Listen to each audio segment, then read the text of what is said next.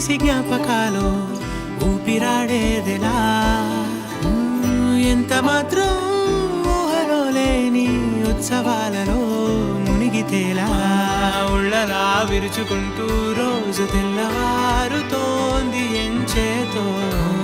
అస్సలేం జరుగుతుందో ఏమో ఏమిటో